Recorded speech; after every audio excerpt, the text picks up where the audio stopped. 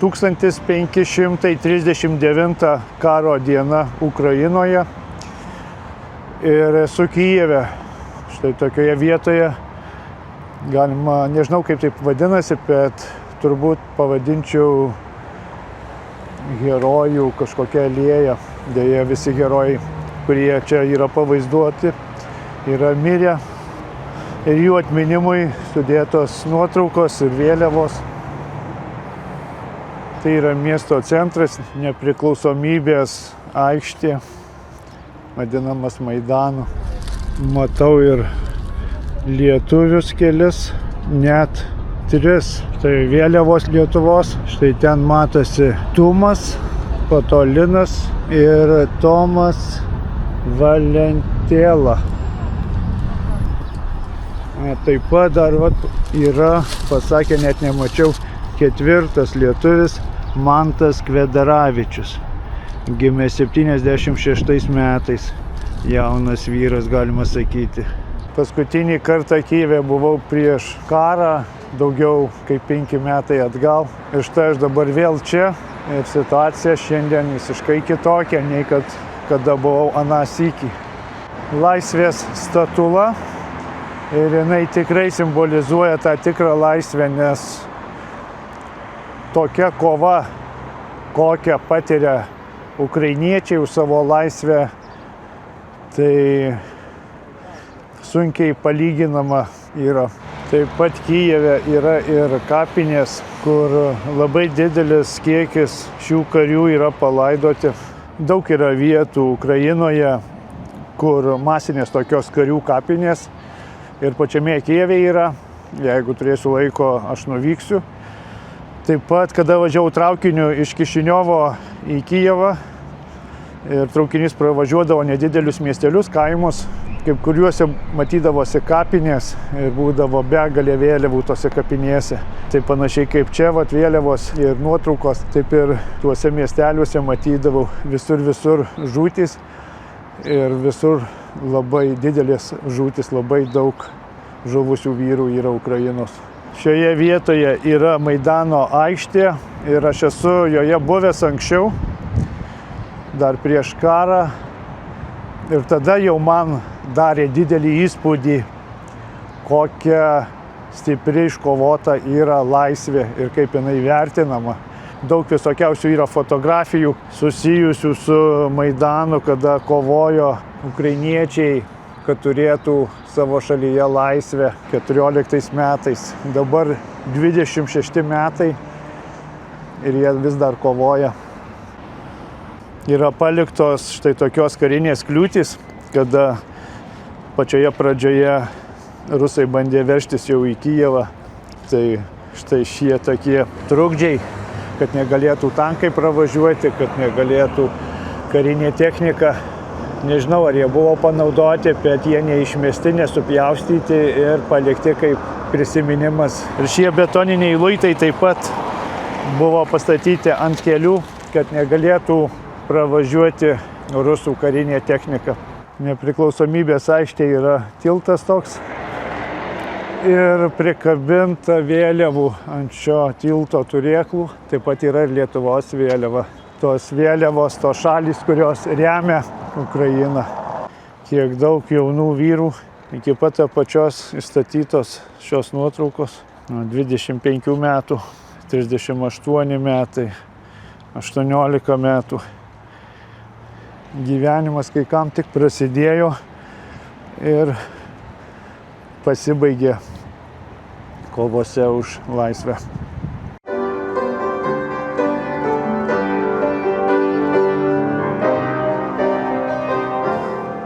Nuostabi vieta, iš šios vietos matosi didžiuma miesto ir netgi matyti draugystės arką, link kurios aš dabar ir nueisiu. Štai ten jinai. Labai populiarus tiltas Kijeve, pėsčiųjų ir dviračių tiltas. Ir kuo jisai išskirtinis, tai kad 22 metais į jį pataikė rusų kovinė raketa. Kažkur turi būti ta vieta, kur pramušė šį tiltą.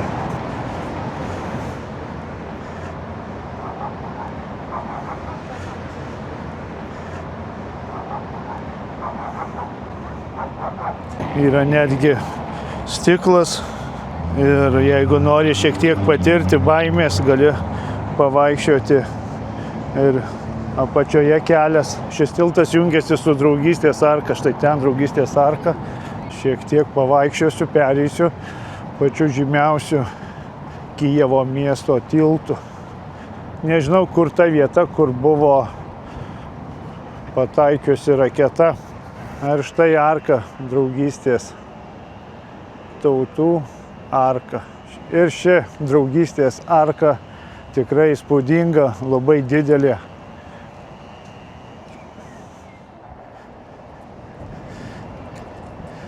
Iš visokių dalių sulydytas toks meno kūrinys, ko tik čia nėra. Ir variklių dalys, ir gilzės visokiausios, ir smulkios, ir stambios. Visko čia yra. Ir netgi šarvai yra vikšras, ne šarvas, vikšras tanko. Šie dalykai tokie, kas liečia dabartinį karą Ukrainoje, dar bus ilgai rodomi keletą kartų. Sekanti diena Kijeve. Vakar taip ir neužbaigiau pasižiūrėti tų objektų, kuriuos buvau numatęs. Šiaip aš nežiūrinėjau miesto, nežiūrau šių gražių pastatų visokiausių ir išskirtinių šventyklų, cerkvių ir taip toliau. Bet tiesiog vaikštau daugiau, kur tokie išskirtiniai paminklai yra susijęs su istorija. Tai atvykau dabar į Arsenalinąją stotį metro. Pati giliausia metro ilgą laiką buvo pasaulyje. Europoje tai taip ir yra iki dabar. 105 metrai. 5 minutės net reikia keltis, pakol pakelia tave iš metro. Ir tik šiuo metu tik Azijoje kažkur yra Kinijoje gilesnė, gal 5 metrais. Taigi esu ant tokio kalno, dėl to ta metro taip giliai. Ir yra paminklas, aš nežinau, šis paminklas Antrojo pasaulinio karo gal didvyriams. Ir pažiūrėkite Kijeve, vis dėlto, kas mane stebina, kiek yra labai daug gvazdikų. Taip, yra daug žmonių, daug tų giminių, kurių seneliai kovojo Antrajame pasaulinėme kare prieš fašizmą. Ir nežiūrint to, jie sugeba atskirti tuos dalykus, dabartinę Rusiją, nuo Sovietų Sąjungos karo prieš nacius.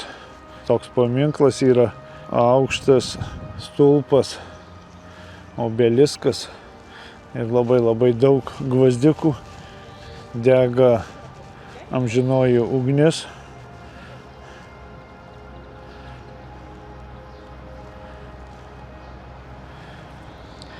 Aplink visą šį paminklą vien gėlės. Štai kiek daug jų yra. Taip pat gėlių pridėta ir štai šioje alėjoje. Čia surašyta yra žmonių vardai.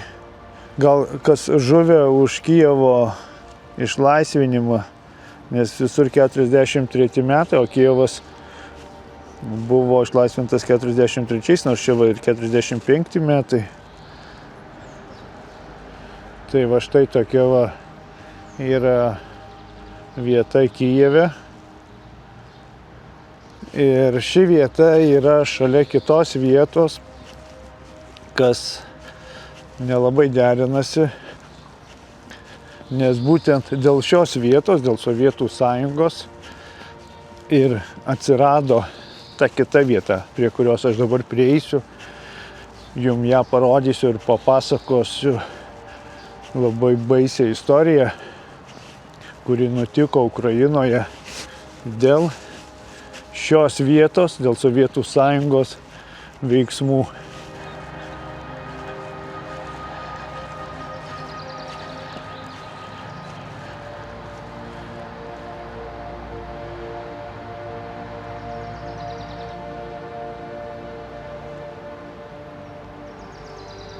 Šis paminklas kalba apie vieną baisiausių periodų Ukrainos istorijoje. Štai, žinote, kas čia tokie per akmenys? Tai yra girnos, kurios turėtų malti grūdus. Matote, pavaizduoti grūdai.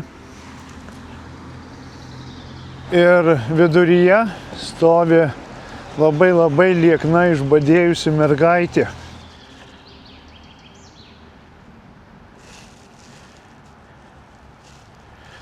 Pažiūrėkite jos veidą.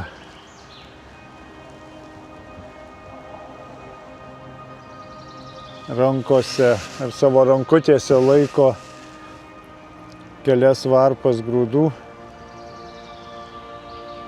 kurios jai labai būtinos yra, kad galėtų gyventi.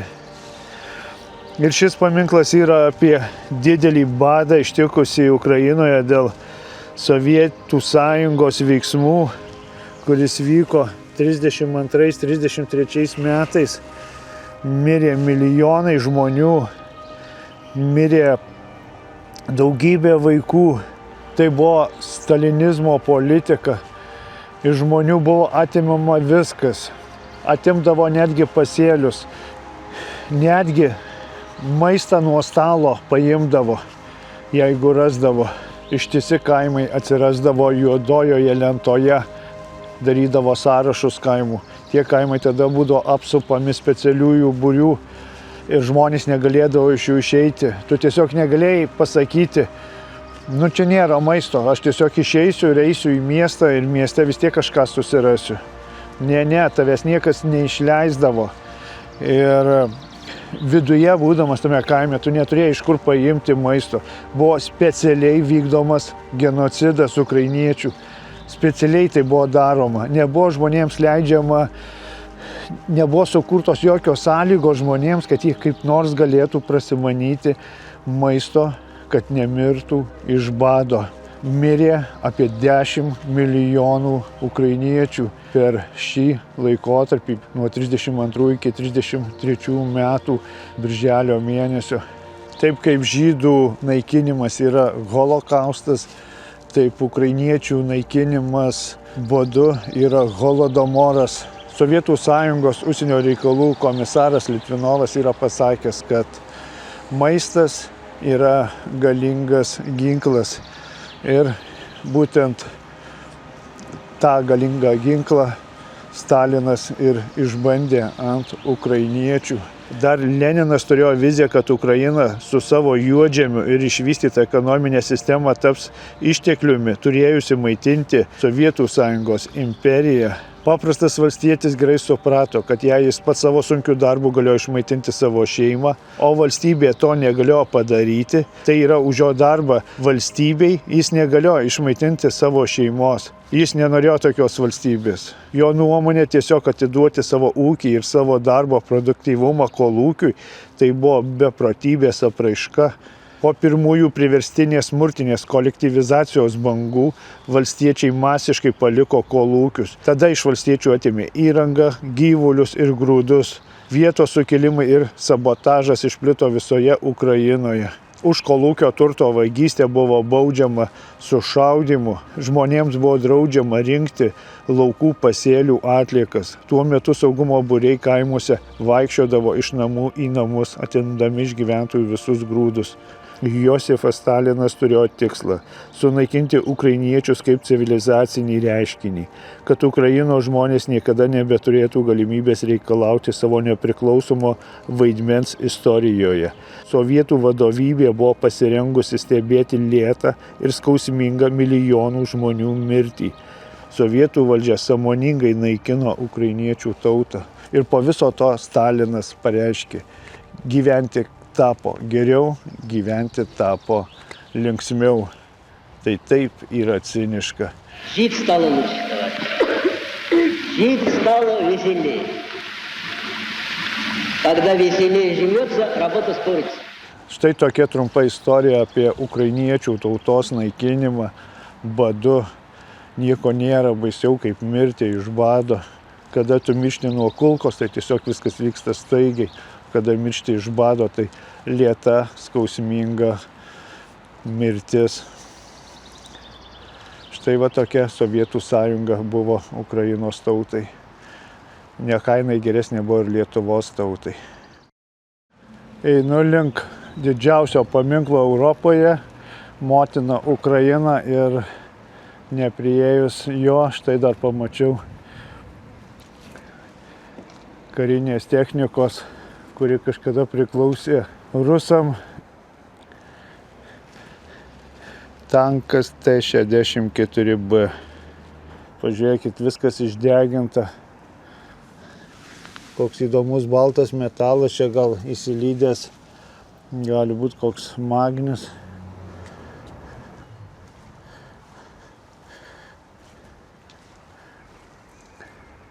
Va yra Z raidės, tai šitas BTR-as turbūt, štai va su Z raidė.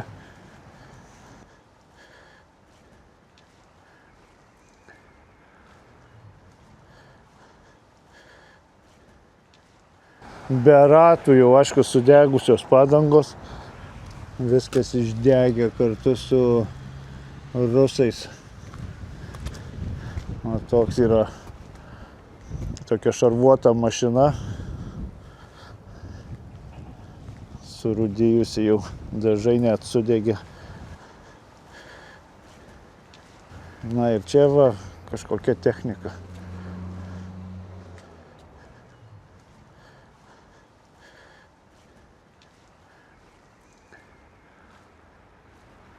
O ši mašina tai ta vadinama Katiuša ar Gradai dabartiniai. Anksčiau Katiušom vadindavo, dabar Gradai.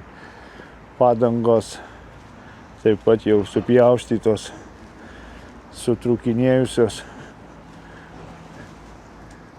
Pirmosiomis karo dienomis jie labai stipriai apšaudė Ukrainą va, iš tokių Gradų.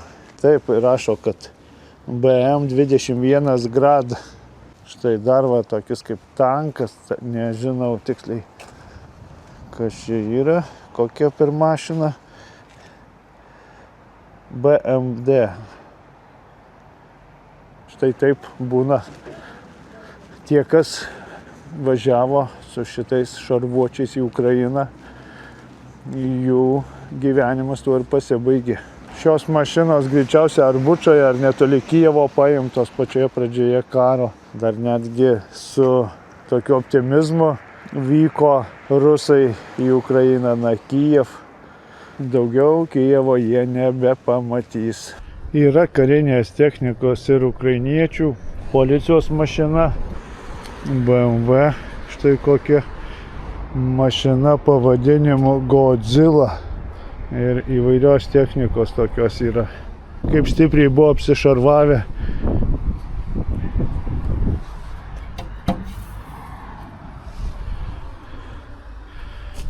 Kad išliktum gyvas, prisigalvosi visko apsisaugojimui. Oho. Iš štai kokio metalo viskas suvirinta.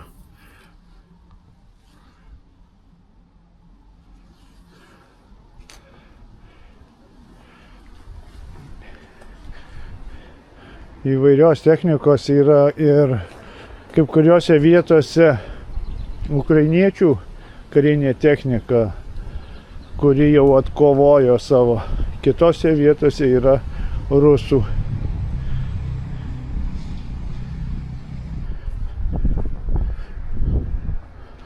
Štai koks tankas. Šito Grado padangos tvarkingos.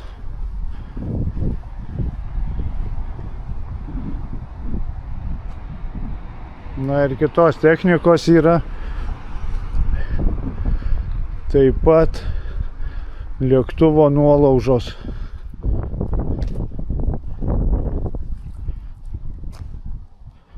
Ir aš specialiai neieškau, net nežinau, kad jos čia yra. Tiesiog eini ir dažnai pamatai. Daug kur mieste yra tokių vietų, kur karinė technika tiek vienos, tiek kitos pusės. Einant link Ukrainos motinos paminklo, daug yra įvairios tos karinės technikos, kaip kuri tokia kaip ekspozicinė, kiek suprantu, tai tikrai ne per šį karą paimta. Ir netgi muziejus yra, bet aš neisiu į muziejų. Paskutinis mano taškas šiandien prieiti iki šio įspūdingo paminklo. Štai kokia vėliava didelė, milžiniška, tik tais per pusę nuleista.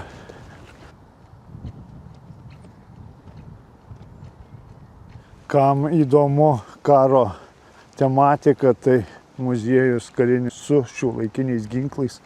Tai toks lėktuvas ir net yra tos mašinos, kurios veža atominį ginklą, tas balistinės raketas.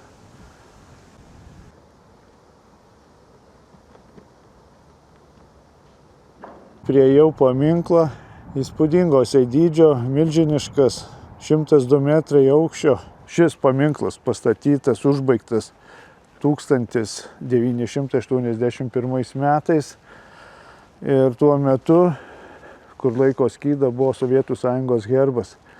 Bet dėl rusų invazijos į Ukrainą 23 metais herbas buvo pašalintas ir ant skydo uždėtas Ukrainos herbas, vadinamas tridantis. Panašus toks paminklas yra Volgograde. Esu matęs, kai buvau vaikas, su tėvais buvome mes Volgograde. Seniai tai buvo irgi panašus paminklas, kad su kardu, lygtais irgi moteris. Taip kad panašių tokių paminklų Sovietų Sąjungoje pastatė kelis, bent jau 2 tai tikrai, o gal net ir daugiau, tiksliai aš negaliu pasakyti. Taip pat yra tokia Antrojo pasaulinio karo ekspozicija.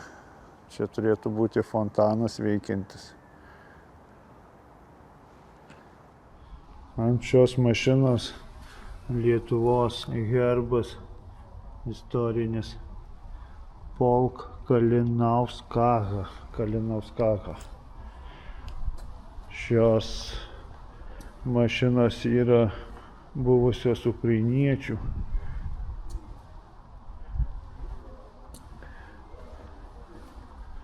Turbūt parodyta, kaip apšaudė rusų kariai, kada,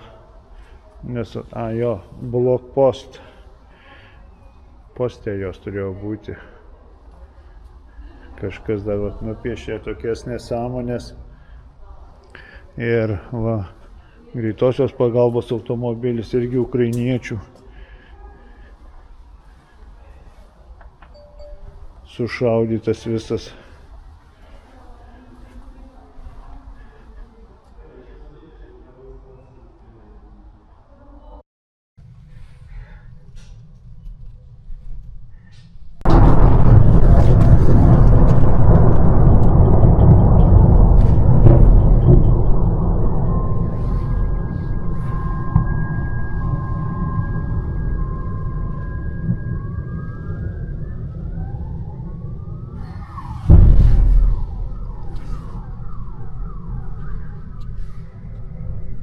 Dabar 2:30 nakties, sirenų nėra, bet šaudo, taip kai kala, tai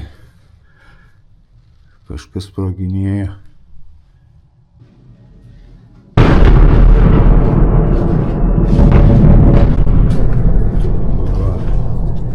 Kas čia darosi, blet?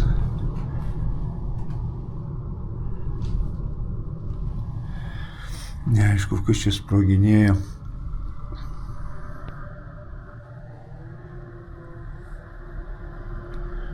Bet kai sprogsta, tai net langai suvirpa.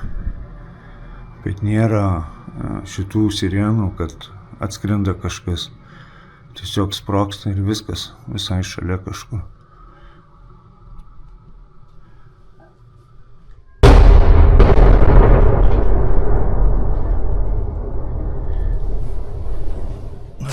Reikia eiti į koridorių, nes čia ir langus išpyzdys. 4 ryto man reikia eiti į geležinkelio stotį. mušinėja gal tuos dronus. Girdėti, kad vėl kažkur šalia.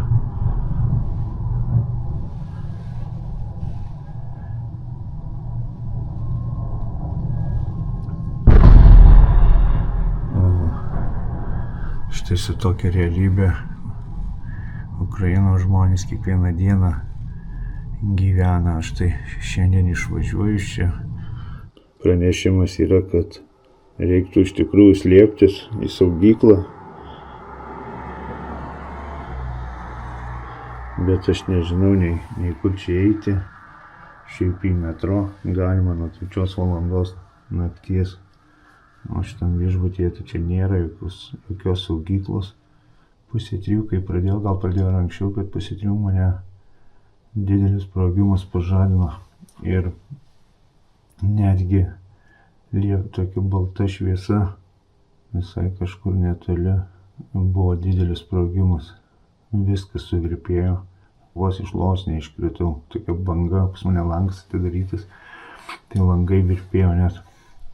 Jau švinta, bet niekaip nesibaigė atakos. Šiandien gegužės 14 diena ir yra informacija, kad masinė labai didelė ataka balistinių raketų. Būtent atakuoja Kijevą ir Kijevo sritį. Aš jau po pusvalandžio turiu išeiti į geležinkelio stotį, nežinau, ar čia saugu vaikščioti po miestą iš tikrųjų. Nes neįsikviesti dabar jau nei taksi nėra, nei taksi nieko, kai žiūrėjau. Tikiausi taksą įsikviesti, bet kad dabar pažiūrėjau programėlėje, nei vieno takso nėra. Labai skubu, 5 ryto, valanda laiko man eiti iki virš valandos, iki stoties pagrindinės pasažirskiai, o traukinys po 6:20, jau dabar ne 5, jau po 5:15. Valandą laiko tik turiu, nevažiuoju nei boltai, nei taksi, nei metro dar. Stotis uždaryta, visi čia laukia, o aš net nežinau, iš kurio kelio išvažiuoja traukinys, čia tai nėra informacijos, kaip dabar sužinoti kažką. Vis dėlto gerai, kad anksčiau atvykau, papuolė, įsikviečiau boltą, atsirado boltas ir aš atvykau. Šiek tiek dar laiko turiu, bet labai sudėtinga situacija, o dar į tualetą noriu, čia nėra nei tualeto.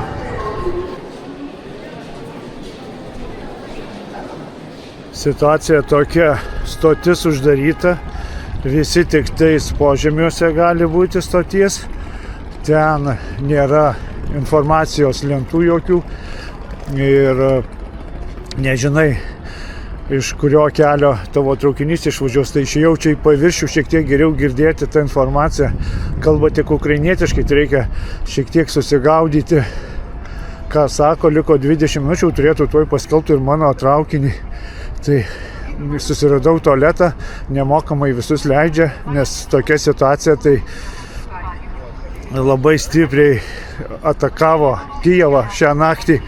Labai stipriai, aš ten tik kelius galėjau nufilmuoti tokius epizodus, garso daugiau, bet tiek bombino, apšaudė stipriai raketomis ir dronais. Jau seniai taip yra buvę, nesitikėjau, kad paskutinę naktį štai tokį įvykį patirsiu.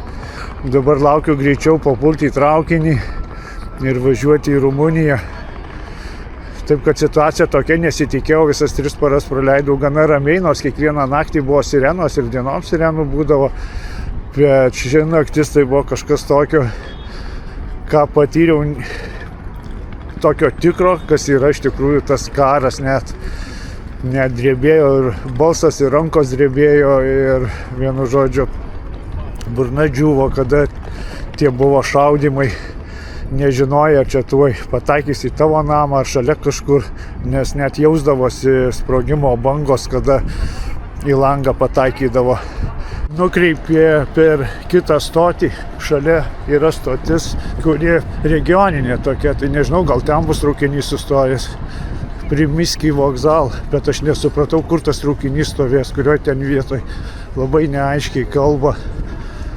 Einu žiūrėti. Paklausiau pas policininką budintį, tai kaip tik jisai stovėjo prie tų vartų kitoje stotyje, tai sakė, eik čia, kur visi eina. Kažkodėl traukinys išvažiuos visai iš kitur, nes gali būti gal pažeista kažkas nuo raketų smūgių pagrindinėje stotyje, nes čia niekada nestoja šie traukiniai. Čia stotis tik regioninių traukinių, električkų ir taip toliau. O šiuo atveju tai neeilinis įvykis ir todėl šį traukinį pastatė būtent į šią vietą. Tai Bukareštas 3 vagonai yra, prikabins vėliau daugiau. Net pykina mane nuo šito viso skubėjimo. Visa naktis buvo tokia labai sunki ir bemiegė, galima sakyti, ir tas skubėjimas iš pačio ryto. Ir atvykus čia dar toks chaosas, tai išgyvenimai štai tokie mano. Einu į savo kupę ir lauksiu išvažiavimo.